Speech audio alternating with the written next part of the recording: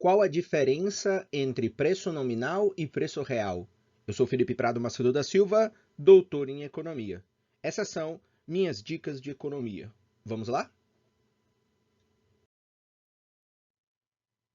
Antes de iniciarmos a diferenciação entre o preço nominal e o preço real, vamos analisar algumas questões introdutórias que vão te ajudar no entendimento do que é essas questões ou essa diferença entre o preço nominal e o preço real.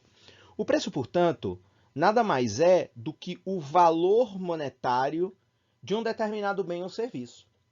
Na literatura econômica, o preço, portanto, ele descreve o valor de troca de um bem ou serviço. E valor de troca é diferente de valor de uso. Portanto, no sistema capitalista, tudo tem um preço. E o preço ele é considerado livre ou é o preço estabelecido pelas chamadas forças de mercado. Daí vem o nome que tanto ouvimos falar aí pela imprensa, que é o chamado preço de mercado.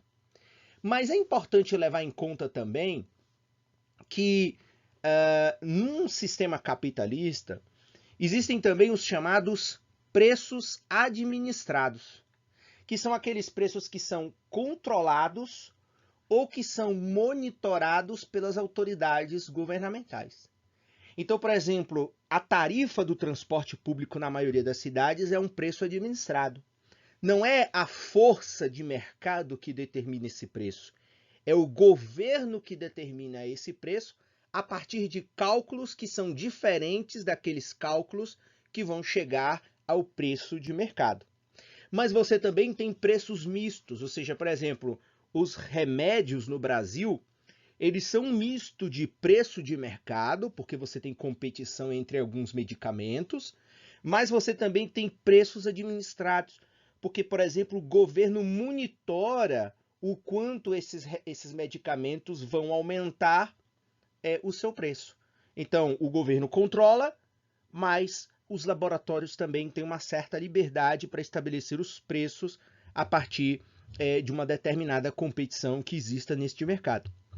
E basicamente, o preço, ele nada mais é também do que um cálculo econômico. Ou seja, existem disciplinas, existem livros, artigos científicos que te ensinam a precificar, que te ensinam a fazer a formação de preço.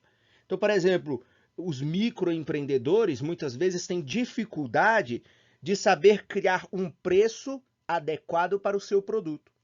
E basicamente, se a gente fosse fazer uma análise unitária, então o preço de um sapato, o preço de uma casquinha de chocolate, o preço de um prato de comida, nada mais é do que os custos unitários, né? Aí você tem uma composição entre custos fixos, custos variáveis, enfim, e outros custos operacionais que você pode deixar de maneira individualizada para você saber o quanto cada item de produto vendido representa no custo, mais a margem de lucro unitária por unidade de produto vendido que a empresa ou que o empresário ele deseja estabelecer. Então veja, é uma questão aí matemática. É claro, você tem a margem de lucro que é determinada pelo empresário, aí enfim, ele vai determinar a partir dos interesses capitalistas que ele tem, do ponto de vista de quanto ele quer acumular, de quanto ele quer ter de retorno de capital.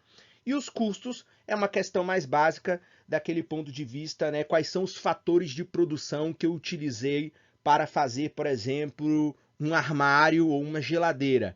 Então eu preciso de mão de obra, eu preciso ter uma infraestrutura, eu preciso de aço, eu preciso de madeira, eu preciso de energia, eu preciso de uma máquina, e aí eu vou estabelecer, portanto, os custos que vão ser inicialmente custos gerais, mas para chegar no preço você também faz uma análise desses custos em nível unitário. E o mais importante aqui é perceber que tudo isso leva em conta de que o preço, com o tempo, ele também sofre os efeitos do chamado valor do dinheiro no tempo. Por isso que os preços, em geral, eles são reajustados ou ajustados, isso pode ser para mais ou para menos, ainda que sempre nós observemos pelos gráficos históricos que na maioria dos produtos você sempre tem, com o tempo, ajustes para mais. Então, por exemplo, o preço do petróleo, ele historicamente ele sempre é ajustado para mais. Então, o preço dos carros sempre são ajustados ao longo do tempo para mais. Por quê? Porque o custo do trabalho está maior, porque o aço já custa mais caro, porque você incorporou outras tecnologias, enfim, porque você tem um outro custo de logística e por aí vai. Então, veja, os preços, portanto, e aí vai vir, a partir daí é que nós vamos conseguir diferenciar o preço nominal do preço real, é que o preço ele também sofre depreciação ao longo do tempo. E, portanto, ele precisa ser ajustado para que ele possa fazer frente a essa nova estrutura de custos ou de margem de lucro que tem por parte ou que tem por trás da formação do que é o preço. Vamos ver agora essa diferença na prática.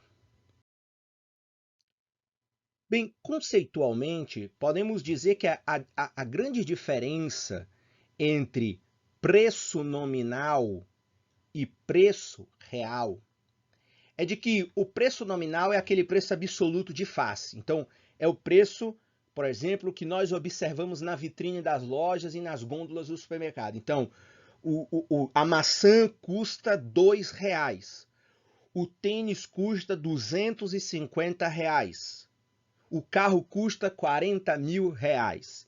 Então, esse é o preço nominal. Já o preço real, podemos dizer que seria o preço relativo ou preço ajustado, porque esse preço real, ele leva em consideração ajustes inflacionários que vão refletir, portanto, o valor monetário real naquele tempo. Então, como as empresas nem sempre podem reajustar seus preços na mesma velocidade com que desejariam ou com que a economia se movimenta, em um determinado momento você pode ter um preço nominal menor do que o preço real. Então eu tenho uma maçã que custa R$2, só que os custos da empresa subiram tanto que, na verdade, o preço real é R$2,10. Então é essa a diferença, ou seja, o preço real ele sofre ajustes inflacionários. Vamos ver agora isso de uma maneira numérica para ficar mais claro. Vamos lá, um exemplo ajuda a deixar essa diferença mais clara. Então veja, imagine que a gente tem um determinado produto, né? Digamos aí uma sandália que custa R$100. Ok? Então esse é o preço que você vai lá e paga R$100. Mas imagine que a empresa, ao longo do tempo, ou digamos no último ano, essa empresa ela viu os seus custos, digamos por conta da inflação, aumentar 20%. Só que o preço nominal dela continua 100.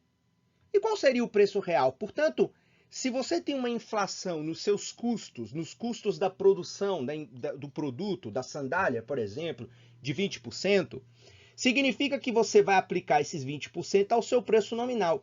Então, na verdade, o preço real do produto o preço real do produto é de R$120. O ideal é que o preço nominal também seja de R$120. Então, o que acontece aqui? Se a empresa vende a sua sandália a R$100, ela está tendo uma perda do valor real ou um prejuízo relativo de R$20. Então, essa é basicamente a diferença. Então, veja, o preço nominal, R$100. Estou vendendo hoje, enfim, 1 quilo de batata, ou estou vendendo aqui um tênis por R$100. Só que a inflação do ano passado de 20% me obrigaria a vender o tênis, na realidade, por 120. Então significa que esse R$20 aqui é o reajuste de preço que o produto tem que ter para que o preço nominal seja igual ao preço real. fazendo com que, portanto, a empresa não tenha o que eu estou chamando aqui de um prejuízo relativo.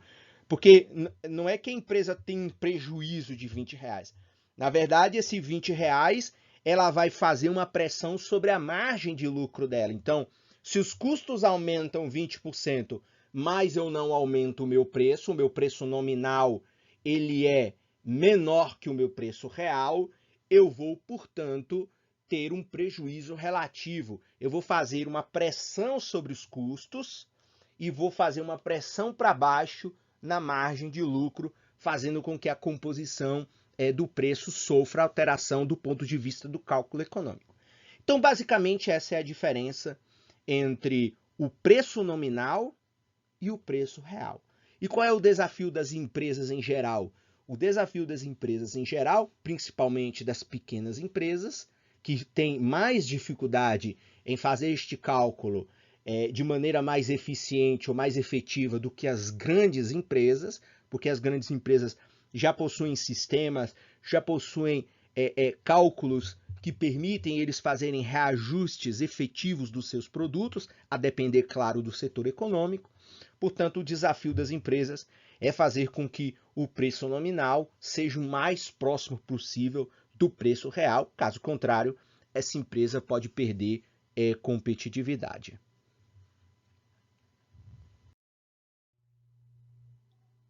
É isso. Se você gostou, inscreva-se no canal, curta, comente e compartilhe com seus amigos e conhecidos. Se desejar, pode também me enviar um e-mail com dúvidas e sugestões. Muito obrigado e até a próxima.